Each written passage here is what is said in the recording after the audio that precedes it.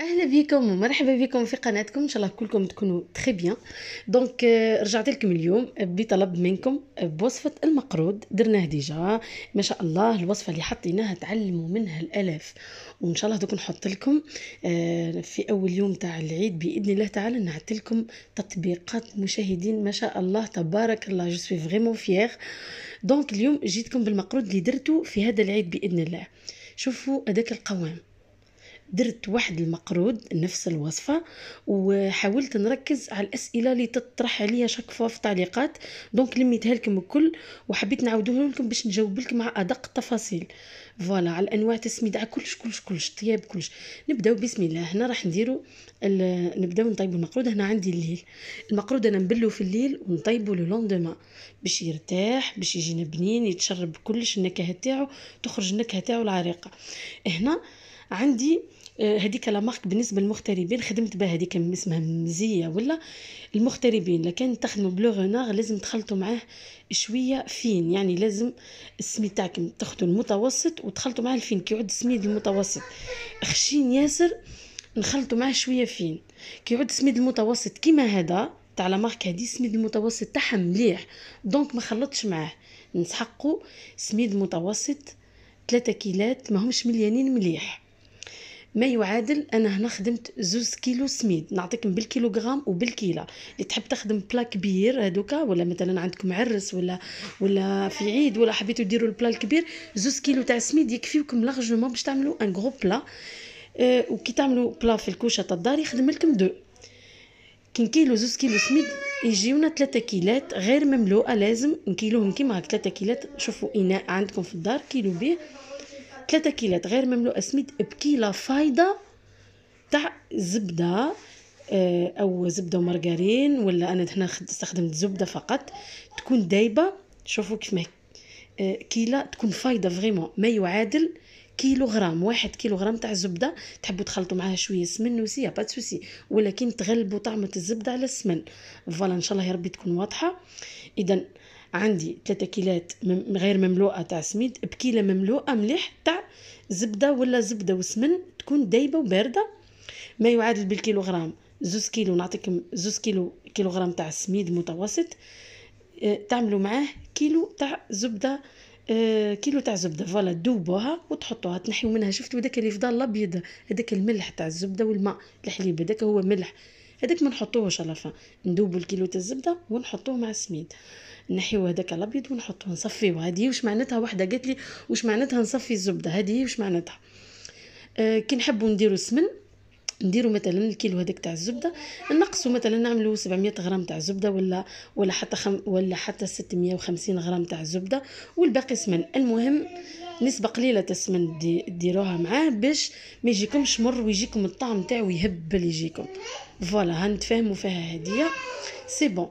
نبدا دركا. اول حاجه ندخل مليح هذيك الزبده في لا سمول. شوفوا لا سمول دي اللي فريمون بيان، هذيك الموين المليح، يعني المتوسط المليح، ماهيش خشينه ياسر.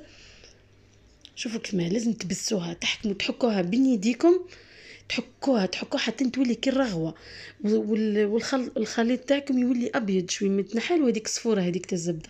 هنا نعرف باللي الزبده تاعي دخلت مليح، يعني الكغا تاعي دخل مليح في السميد.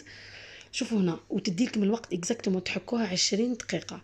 فوالا باش نتفاهموا هنا تكفي باش تحكوا مليح السميد تاعكم 20 دقيقه وانتم تحكوا فيها. بعد ما حكيتها تخي بيان وصلت للقوام اللي انا حابه عليه، تعود كلي مبلوله ومرغيه هكا. نجيب نفس الكيله اللي كيلت بها، نحط نص ماء ونص ما زهر. كيله تاع البله هذيك نص ماء ونص ما زهر، ونبدا نضيف تدريجيا ونواصل الحك، يعني نبقاو هكا نحكوا شوي. ما تخافوش ما يعجنش لانه سميد متوسط. دونك نبل بشويه ونحك بشويه. هنا واش قاعد ندير باش نرطبوا لاباط تاعنا تجينا رطبه. بعد المقرود تاعكم ما يجيش احرج، يجي يدوب في الفم بلا ما يتفتت. نزيد درك نزيد شويه كما قاعدين تشوفوها من ناحيه حتى لقطه من الفيديو، ان شاء الله يا ربي تكون واضحه. دونك نزيدو بشويه بشويه.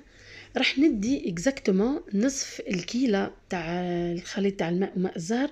نص كيله هي اللي راح نخدم بها، ونخلي النص الغدوه ان شاء الله. شوفوا كيف ما نخلط بشويه ونحك بشويه برك، ما تحكوش ياسر كيما في الديبي.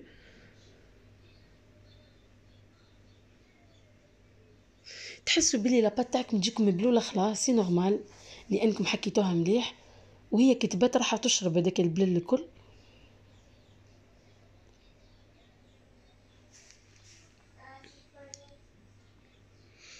شوفوا كيف ما بروني فوتر طون. المقرود يحب راحه البال يعني، فريمون ما ديروش نتوما بريسي ولا ليه نو، لازم تاخذوا وقتكم كي ديروه المقرود، تعطيوه وقته، تكونوا كالم. كيما انا هنا قاعد نخدم في الليل قبل يعني قبل النوم هكا، تبلوا المقرود تاعكم ترونكيل. شوفوا كيف ما هنا نكمل نحك، نزيد بشويه بشويه الماء حتى نصف الكيله. فوالا شوفوا هنا سي بون، ولا طريخ لاه ومحكوك مليح يعني وسقيته مليح. نغطيوه ببلاستيك باش ما ينشفش ياسر، لازم نغطيوه ببلاستيك باش نحافظوا عليه، ونحطوا سيرفيت ونحطوا دو كوتي. وبقات لي كيما تفاهمنا نص كيلو نكملوا بها لو لوندومان ان شاء الله. نروح درك الغرس، نخدم جو طرافاي الغرس تاعي. بالنسبه الكميه تاع 2 كيلو تاع سميد ديروا معاها كيلو ونص تاع غرس، كيلو ونص. انا هنا بالنسبه للمغتربين شريت ها هو كلا مارك، وريت لكم اكسبري ديما تقولوا لي ورينا باه تخدمي. درت كيلو تاع غرس الجزائر وكيلو تاع الامارات، لقيتو يتباع عند الاتراك، نوعيه جيده جدا. ولكن جاي اللون تاعو شويه فونسي، دونك خلطت معاه الجزائر. بصح ما حطيتش لي 2 كيلو نو، حطيت حوالي كيلو ونص تاع غرس باش المقرود تاعكم يجيكم مليان مليح، حتى تفضل شويه سي با غراف. ديروا 2 كيلو تاع سميد، ديروا معاها كيلو ونص تاع غرس. باش نخدموا مليح الغرس تاعنا ولا لا بات دو دات، لازم نحطوا شويه زبده شويه زيت، ما نحطوش زيت وحده يجيكم يابس.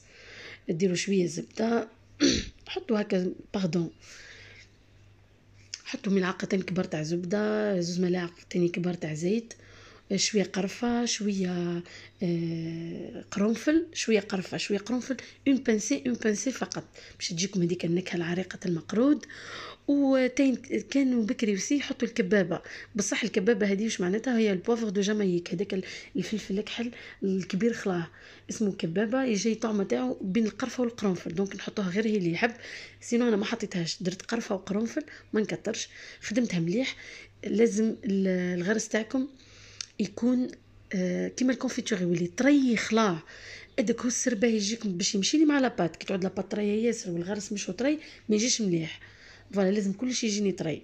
خدمت مليح منقي الغرس بيان سور، عجنته مليح وعجنته بالماء وماء الزهر، لانه الزهر تاعي مقطر قوي ياسر الطعمه تاعو، كي نحط الزهر وحده راح يجيني يحرق في اللسان، دونك نخلطوه بشويه ماء ونديرو. درت نص كاس هكاك ماء وما زهر نعجن بيه مع الزبده وشويه تاع زيت، وحتى يولي لي طري خلاص تما نحبس نخليه دو كوتي يرتاح.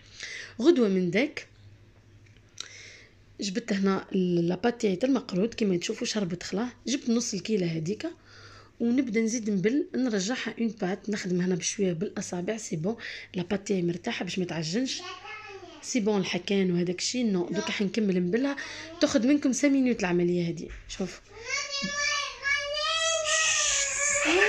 او لا لا ايه سيل تو بلي ماما يعيش ولدي كلمتوا. دونك كيما تشوفوا الكميه اكزاكت اللي دات لي 4 كيلو. دونك الخليط تاع ماما زهر خدمت بكيله غير ربع، بقات لي ربع نحيتها خلاص سي بون، ما كفاتني لاباط باش نتحصل على القوام هذا، تكون تتشكل وتكون رطبه سي بون. الفو با تاني تعود يعني مبلوله خلاص، من بعد يجيكم اعوج ما يجيكمش مليح ويجيكم طايح يتفتت نو. اذا كلش كيله غير ربع خليط من ماء وماء الزهر. غدو من داك درت غير هكا شويه برك 4 كيلو كفاتني. لاباط تاعي شوفوا كيما بيان روبوزي، شوفوا الله يبارك جات اون تري بيل بات و جو سوي فريمون كونطونط. عجبتني لانه المقرود جا ما شاء الله، مهما نوصف لكم قد ما جا المقرود اللي ندوقه يقول لي عمري في حياتي ما دقت مقرود كيما هذا. ونتمنى نتوما وسي شوفوا كيف ما هنا قاعد نجرب فيه يتشكل، لقيتو سي بون كفاتني هذيك 4 كيلو. سامحوني شويه نهضر ياسر لاني نحاول نفهمكم لو ماكسيموم. هنا سي بون خليت لاباط لازم نخليوها تروبوزي او 15 مينوت لانها عاودنا بليناها. نروح درك لو طون لي لاباط سو روبوز، نبدا نشكل الحرابش تاع هذوك لي بودان تاع الغرس. شوفوا الغرس الله يبارك سي جاي طريخ له. ديروا دي بودان كيما هكا موين. ودوك راح نبدا نشكل المقرود. خطوه تاني مهمه وسي تشكيل نورمالمون، وان شاء الله نزيد نحط لكم لي ليان تاع المقرود اللي تعلموا منه لي كرتونه في لاشين وجاب نومبر دو فيو ياسر. نحط لكم وسي زيدوا شوفوا هو كاو باسكو الاخرين جايين بيان ديتايي مي كوميم كاين حوايج سقسيتوني عليه ماني قاعد هنا نورمالمون جاوبت على كلش. هنا جيتكم بحاجه جديده باغ كونطخ اللي هي سورتو المبتدئين باردون. لاستيس اللي جبتها لكم جديده هذه كانوا يديروها بكري القدامى خلاه كي كانوا يديروا في سورتو كي يديروا مقرود كميات كبيره في الاعراس خاصه. تجيبوا شويه تاع فارين سورتو المبتدئين لاباط تاعنا بيان وطريه وكيما قاعدين تشوفوا. نحبوا مقرود تاعنا يجينا متحوفه الكعبه متحوفه ما تجيش هكا حرشه ولا. دريو شويه تاع فارينه في البلان دو طرافاي ما تخافوش ما تدخلش خلا في العجين برك باش تساعدكم وترتب لكم الخليط. نجيب البودان نحلو بالطريقه هذه. نجيبوا بودان تاع لاباط يكون الدوبل تاع الغرس فوالا.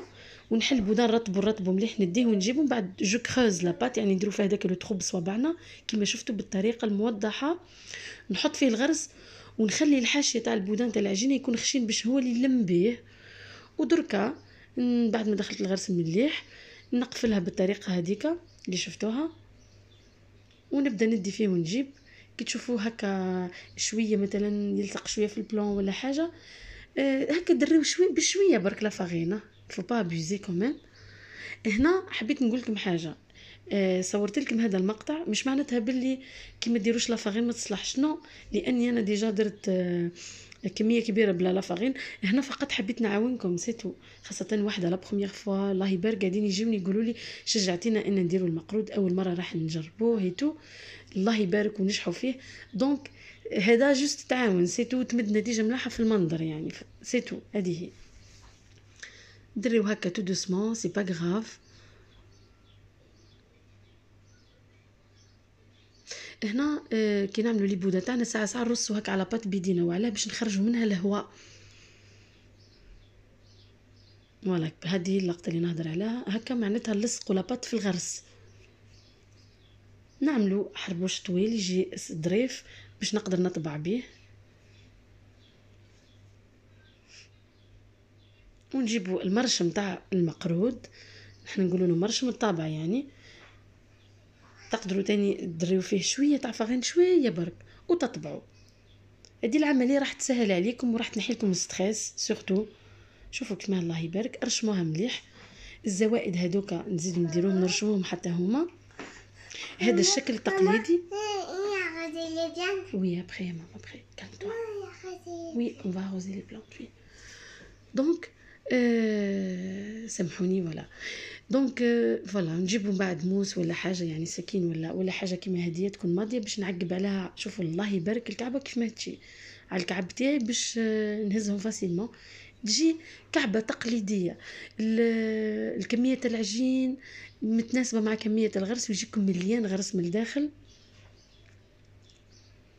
درك نروحوا الخطوه الاخرى كيف نحطوه في البلا. هنا هذا البلا الاول الكميه هذه تعمل دو بلا في الحق.